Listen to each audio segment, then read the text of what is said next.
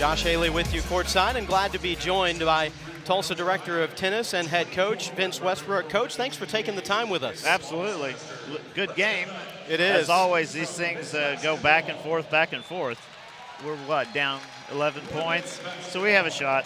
You've been in some tough battles with your squad, though, already. The spring is young. There's a lot coming, but what a tough schedule year in and year out that you go and have your teams play. Well, that's how we get the recruits that we have, and, that's why we're in this. The Princeton match, when we were playing first round of indoors down in Fort Worth, took us 4 hours to get through that match. In NOAD, that's almost, those matches are supposed to be a lot shorter than that.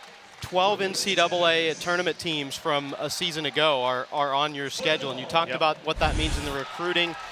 Talk us through the gauntlet of that throughout the course of the season and just the ebb and flow of everything. Well, our conference is one of the best conferences in the country, and then we're sitting right here in the middle of the Big 12, and then of course we'll play Arkansas, who's in the SEC, and we play a lot of those teams, so we go back and forth with them. And you have a lot of these teams that usually would qualify for the NCAAs. I think we've qualified 13 years over the last, I've been here 32. So, we hope to do that again this year. We have, of the 10 that we have this year, we have 7 newcomers.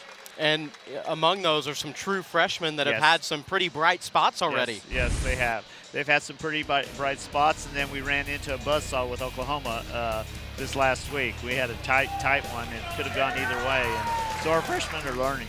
In those moments, though, where they have had success, is that what you expected them to do? Are they kind of on pace with what you hoped they would be? Yes, but you always want freshmen to turn into sophomores.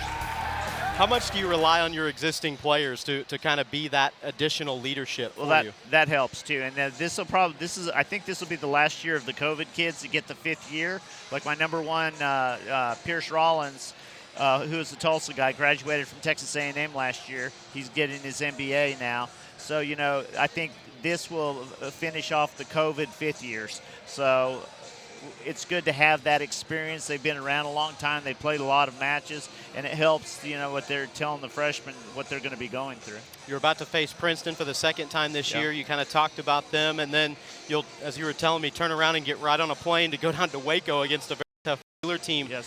That's a lot of time on the court in a short amount of time. Is it just all adrenaline at that point? Yes, it is. It is, and it's exciting to be at home. We had 400 or 500 people for the Oklahoma match, so our freshmen are learning that we're very well supported here. But we'll be facing those kind of crowds when we go to Baylor, and they better get used to it. When you look at what's ahead and still a lot to be played this spring, where do you envision your team to be, obviously, in another NCAA tournament? Well, we hope to do that. We hope that we can, we're hosting the conference championship, and we hope that we'll be able to make a good run there. I would say that this team in the national rankings will be anywhere from 50 to 25. Because all of the teams are about the same. You've got 5 or 6 teams out in the country that are just a level above everyone else than everyone else any given day. Well, in the midst of a very busy schedule, we appreciate you taking some time to join us and talk about your team. Well, thank you. Come out and watch us play. It's an interesting squad. World-class facility, Vince Westbrook for Tulsa Tennis. It's halftime here inside of the Reynolds Center. We'll be back for more from Tulsa.